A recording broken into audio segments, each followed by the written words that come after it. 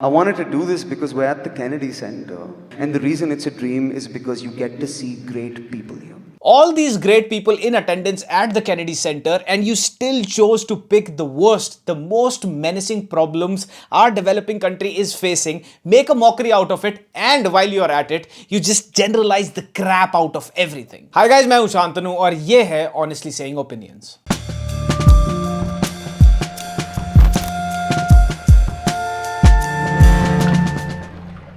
There are two Indias. I agree there are two Indias. आपको भी पता है दो तरह के इंडिया हैं. There are two Indias just like there are two types of Americas. एक अमेरिका जो प्रो गन है, एक अमेरिका जो अगेंस्ट गन है, और यहां प्रॉब्लम है मास शूटर्स की. एक अमेरिका है जो अमेरिकन वेज्ड वॉर्स के अगेंस्ट है, और एक अमेरिका है जो इन्हीं अमेरिकन वेज्ड वॉर्स को फंड और फ्यूल करता है. There are two Indias just like there are two Chinas also. एक चाइना है जहां पे जैकी चैन, जो चाइना का क्या साउथ ईस्ट एशिया का सबसे बड़ा स्टार है, वो आज तक कभी कुछ नहीं बोला चाइनीज गवर्नमेंट के अगेंस्ट या सीसीपी के अगेंस्ट. और एक तरफ ऐसा चाइना है जहां पे जैक मा, चाइना का सबसे बड़ा बिलियनियर, कुछ थोड़ा बहुत पॉलिसीज के बारे में उसने बोल दिया तो उसको रातों रात गायब कर दिया जाता है. हर कंट्री के दो चेहरे हैं, हर कंट्री की अपनी प्रॉब्लम्स है, और इन प्रॉब्लम्स को कहां, किस तरीके से, किस सलीके से और किसके सामने एड्रेस करना है, this is exactly where Veer Das's monologue miserably failed. I come from which India? I come from two Indias. तो गाइस, ये वीडियो शुरू करने से पहले मैं एक चीज बहुत क्लियर कर दूं कि मैं इस वीडियो में कोई राइट लीनिंग या लेफ्ट लीनिंग आइडियोलॉजी की तरफ साइड नहीं करने वाला हूं.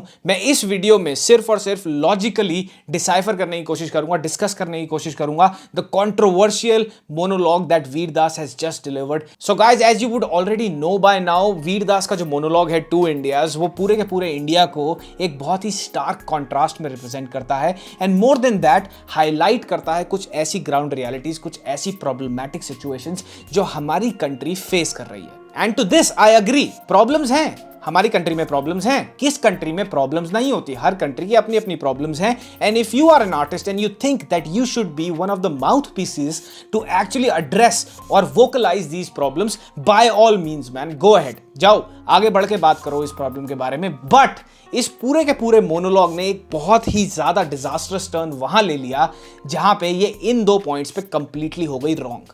Point number 1, the audience in front of which Veer Das ने ये मोनोलॉग को डिलीवर किया. You would have already guessed it कि जो ऑडियंस में लोग थे वो प्रीडोमिनेंटली कौन होंगे? वो एनआरआईज होंगे, non resident Indians who are American citizens right now, और probably have been living in the US for a very long time. और साथ में जो गोरे थे, वो गोरे इन्हीं लोगों के दोस्त होंगे हु वुड हैव हर्ड कि हाँ भाई, मेरे ब्राउन दोस्त ने बताया कि वीर दास एक बहुत बढ़िया कॉमेडियन है, उसका शो है, हमारे साथ आ जाओ. So these guys came together and made the whole audience.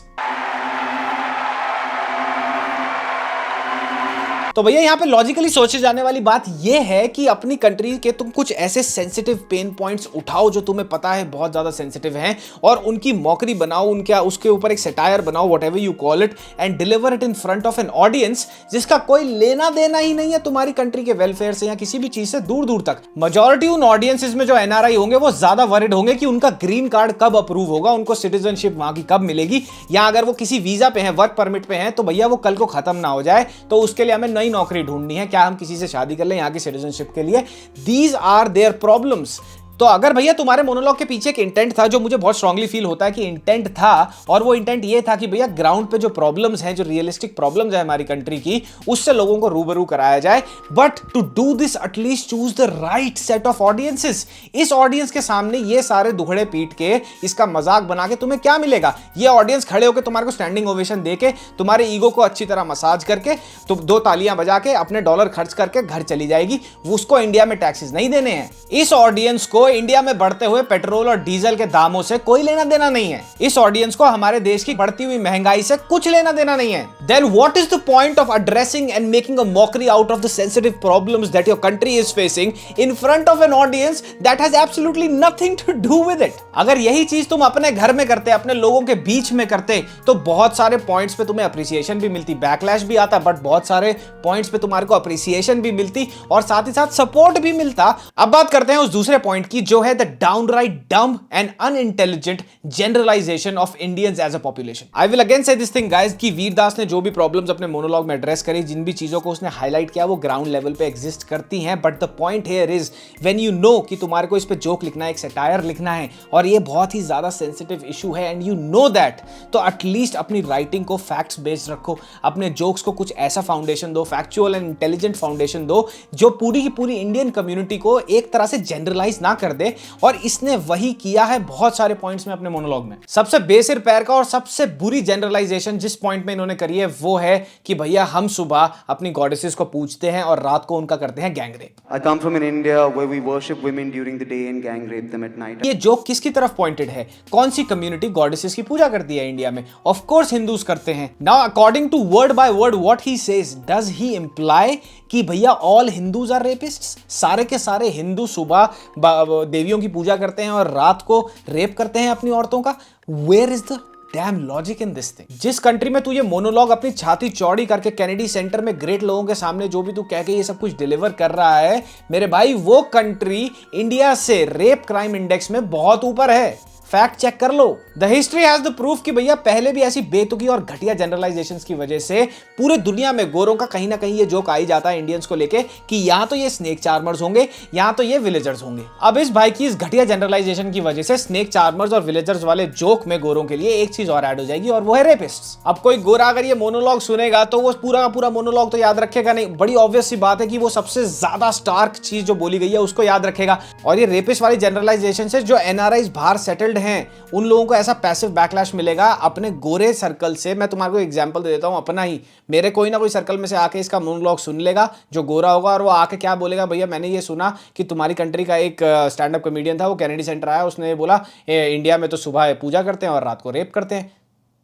दूसरी चीज जो इसने अपने मोनोलॉग में बोली है वो ये है that I come from in India, जहां पर हमारे पास नौकर चाकर घर पे होते हैं, मेड होते हैं, सर्वेंट हमारे घर पे होते हैं, पर वही नौकरी करने, नौकर चाकर वाली नौकरी करने, सर्वेंट वाली नौकरी करने हम लोग अमेरिका आ जाते हैं। I come from an India where we have maids and drivers and yet want to come to America to do their job. Now I agree कि यहाँ पे बहुत सारे लोग आके मिनियल जॉब्स करते हैं, बट क्या मिनियल जॉब्स करना कोई बुरी बात है? क्या मेड और सर्वेंट की जॉब को डिमीन करना सही चीज है? Are you trying to say कि ये एक मिनियल जॉब है इंडिया में जो इंडियंस यहाँ पे आके करते हैं? So you imply, you intend to say कि भैया एक सर्वेंट एक बहुत छोटी सी जॉब है, एक बहुत तुच्छ नौकरी है? And second of all it's a very well known fact कि इंडियन ब्रेन्स यहाँ पे आईटी और अकाउंटेंसी की फील्ड्स को डोमिनेट करते हैं। This is a very well known and widely accepted fact through out north America. तो हंसी मजाक में ये चीज को जनरलाइज कर देना, वो भी एक ऐसी ऑडियंस के सामने जो तुम्हारे को पहले से विलेजर्स और स्नेक चार्मर्स कह रही है कि भैया इनके लोग तो वहां से मेड या ड्राइवर से काम करने आते हैं, बहुत ही गलत है। Then he goes on to say कि भैया हमारे देश में 30 साल के नीचे वर्किंग पॉपुलेशन बहुत जबरदस्त है, बट ये सारे के सारी जो पॉपुलेशन है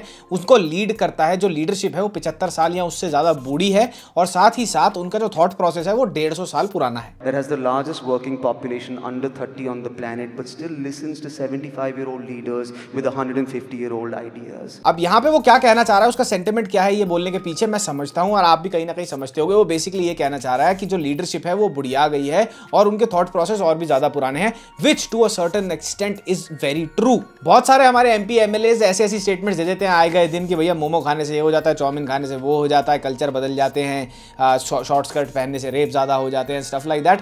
तो ऐसे लोग हैं, ऐसे एलिमेंट्स हैं, बट अगर ये जो एज वाली बात इन्होंने बोली है 75 साल की, अगर इस पे थोड़ा सा फैक्ट चेक कर ले तो हमें क्या देखने को मिलता है? पहला फैक्ट तो ये, अभी जो हमारी पार्टी इन पावर है उसके काउंसिल ऑफ मिनिस्टर्स की एवरेज एज 61 साल से घट के 58 ईयर्स हो चुकी है। दूसरा फैक्ट ये, जिस कंट्री में ये छाती चौड़ी करके मोनोलॉग डिलीवर करा गया है उस कंट्री के प्रेसिडेंट यानी जो बाइडेन, उनकी एज है almost 79, he 78 going to turn 79। Joe Biden से पहले ट्रम्प प्रेसिडेंट है, ट्रम्प की एज क्या थी? 75 ईयर्स ओल्ड। और जहां तक बात रही 150 साल पुराने सोच विचारों की, तो भैया अगर तुम अमेरिकन हिस्ट्री में घुस जाओ ना, इनफैक्ट पॉलिटिकल हिस्ट्री में, स्टेट वाइज हिस्ट्री में चले जाओगे तो तुम्हारे को देखने को मिलेगा कितनी सारी पॉलिसी जो सरकार स्टेट गवर्नमेंट्स बनाती हैं वो इतनी ज्यादा रिग्रेसिव है तुम सोच भी नहीं सकते।